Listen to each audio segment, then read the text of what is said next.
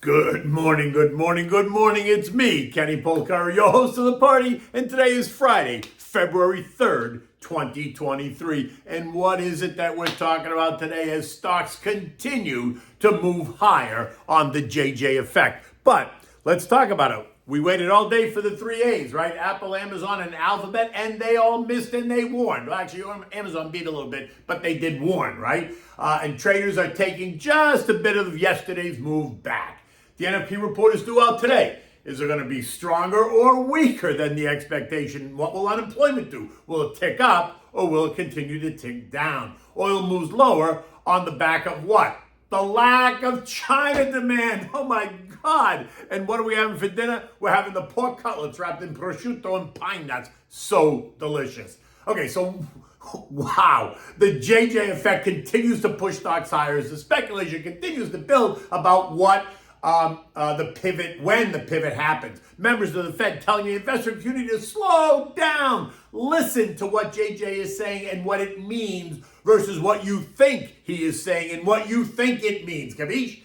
The Dow ended the day slightly off, just down 39 points, but the other indexes surged higher. The S&P rising 61 points or 1.5%. The NASDAQ racing ahead by 385 points or 3.25%. The Russell tacked on 41 points or 2%, and the transports added a cool 445 points or 3%. Economic data remains mixed. Non-farm productivity rose 3%. Unit labor costs rose by 1.1%, but below the estimate at 1.5%, and that's good.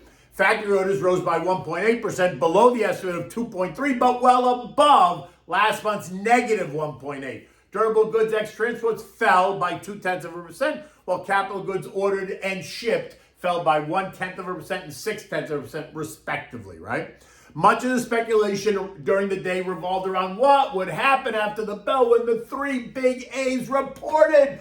What would they say and what would traders do? During the day, they took Apple up 3.5%, Amazon up 7.5%, and Google up 7.25%.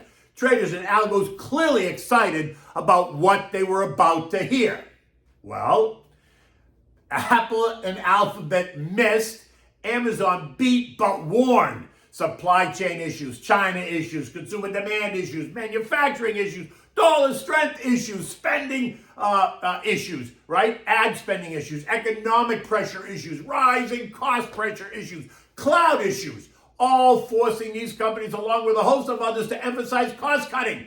Think layoffs and other methods to improve efficiency across their business lines. Timmy Cookie, Apple's CEO, said it very clearly.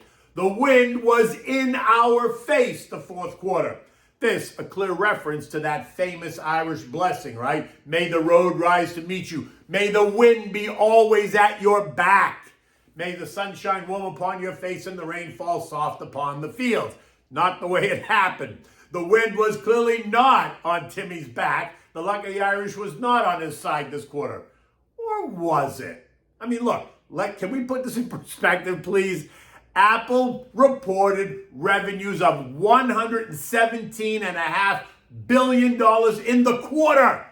To be clear, that's 3 months. That's an annual run rate of $470 billion. Just keep that in perspective. And while it's down $6 billion from a year ago, it wasn't a surprise. Analysts had expected a slowdown. Estimates were slashed and burned coming into earnings season. Anyone that did not expect to hear some weakness has been living under a rock.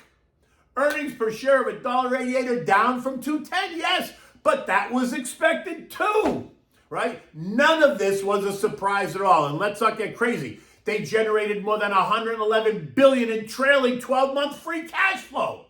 Are you worried that they can't pay their dividend? I don't know about you, but I'm sure we're not going to see a GoFundMe page assisting Timmy Cook and Apple here at all. Apple is up 22% year to date. It surged by more than 3.5% yesterday. So the 3% move lower in the after hours and this morning is nothing. It did nothing but take away yesterday's gains. This is not a disaster.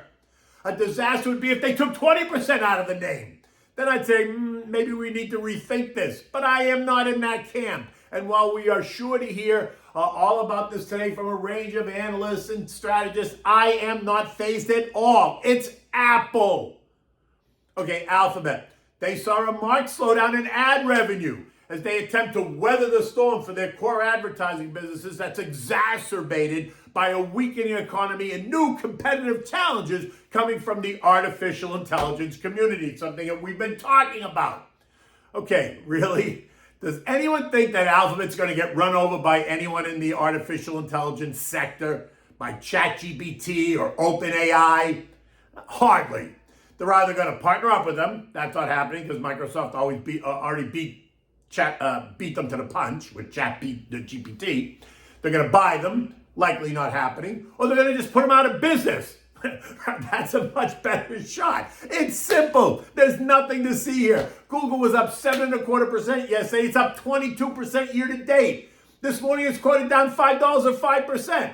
Remember what I say. Do not chase the names. Patience is a virtue. Let them come to you. And today, most likely, is going to be a day when they come to you.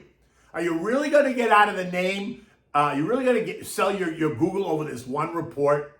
And Amazon, while they did warn of a period of reduced growth, pointing to difficult economic environment and what that means for their cloud computing business. Again, the stock is up 34% year to date. That's 4 weeks. And they took it up 7.5% yesterday ahead of this report. A report that was expected to be cautious, yet they took it up anyway. So this morning's weakness, down 5% in the pre-market, doesn't even wipe out yesterday's gain. So again, was this news a surprise? What have we been talking about for months now? None of this should be a surprise. Ford also disappointed. Part shortages, things, semiconductors, which is curious because last week Intel and the semiconductor industry told us all about the glut in semis and how it was going to pose problems for the sector for months to come. CFO Johnny Lawler telling reporters that the miss was largely due to the ongoing computer chip shortage. That's getting to be a convenient excuse, I think, no? Everything is about chip shortages. So then, where's the glut? Where's this glut that they talked about? Ford posted an 89% drop in net income year over year. Fourth quarter revenues, though, were up 16.7% to $44 billion as the lack of inventory allowed them to keep prices high and offer no discounts. So if revenues are up 16.7%, how is net income down nearly 90%? Well, executives tell us that they got hit with higher than anticipated supply chain costs, elevated expenses related to vehicle quality, and higher labor costs. Ouch, that hurts. Maybe they need some new bean counters. They also announced plans to do more belt tightening as they look for ways to save money beyond the already announced $3 billion they expect to save by 2025. Now, investors have taken Ford up 23% year to date. 4% of that was just yesterday. So this morning, traders are taking 7% out of the name. Okay. So what's happening today? It's all about the non-farm payroll report. And while we expect to see a gain of 185,000 jobs, there are some estimates way out on the scale as high as 350,000 new jobs. Not me. And that's not something the Fed wants to see, right? They'd rather see a loss of 350,000 jobs. Unemployment is expected to tick up to 3.6% from 3.5%, still historically low, and well off of where many economists tell us we need to go. Estimates ranging from 4% to 6.5%. When it gets there, we need to stay there for an extended period of time in order to solve this problem. Other parts of the report are detailing average hourly wage, earnings month over month, which are supposed to be up 0.3% and year over year of up 4.3%. We're also going to get S&P U.S. Services PMI of 46.3, contractionary. ISM Services PMI of 50, that's neutral, but it is up from last month. Again, not what the Fed wants to see. He would rather see it remain in contractionary territory for at least another couple of months to help him crush demand and then inflation.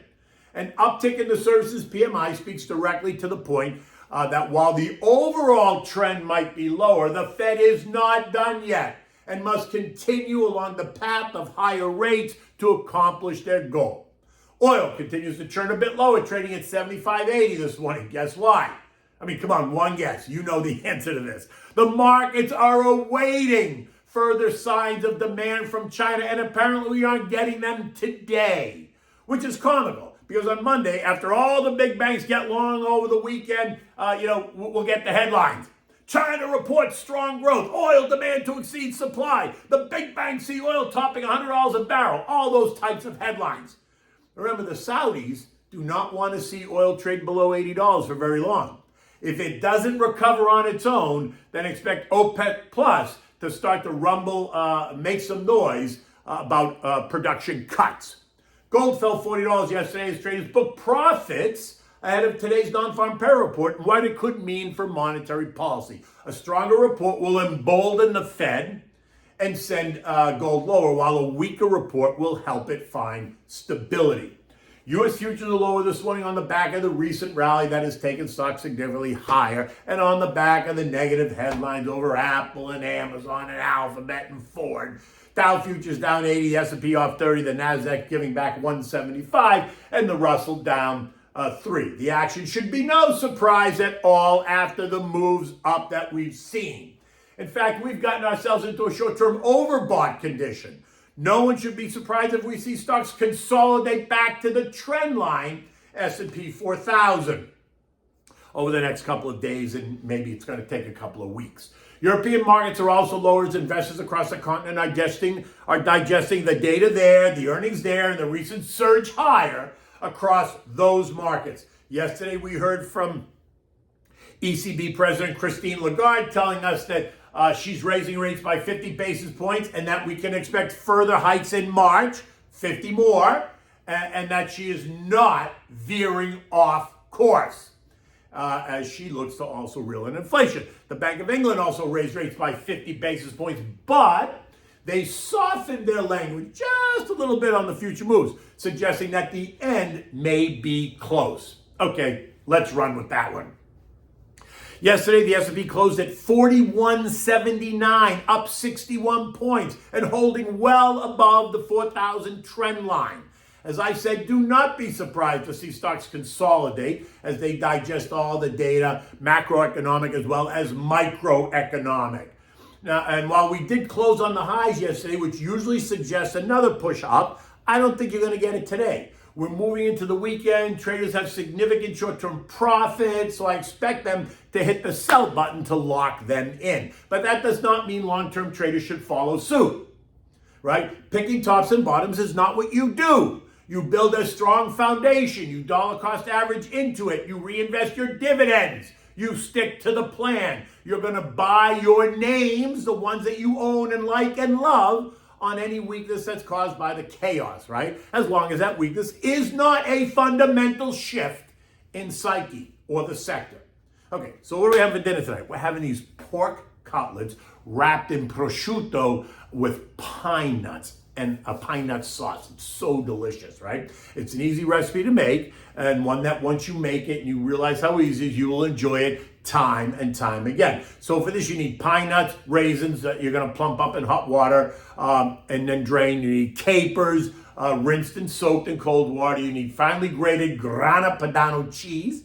You need chopped flat leaf parsley, butter, chopped garlic. You need the pork cutlets pounded thin. You need prosciutto, and then you need salt and pepper. Preheat your oven to 475 degrees.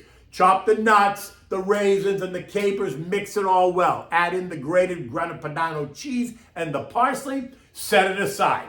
Now, season your cutlets with salt and pepper on both sides. Kind of massage them a little bit so they get all nice.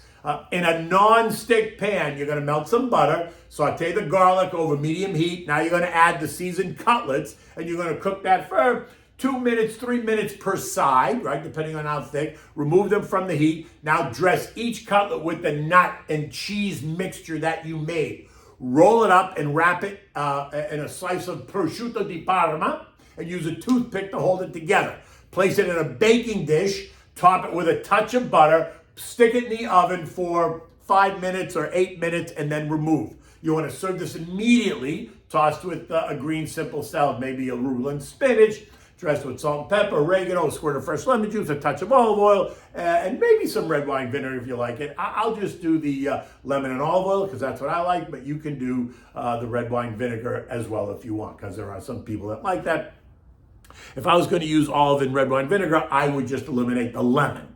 That's me. You do you. In any event, it's Friday. It's a nice day today, although I think it's going to be kind of a rainy weekend here in Florida, so it'll be good to get some work done, around the place or just work done for work. in any event, I'll see you at 9 o'clock this morning on Fox Business with Stuart Varney. Until Monday, take good care.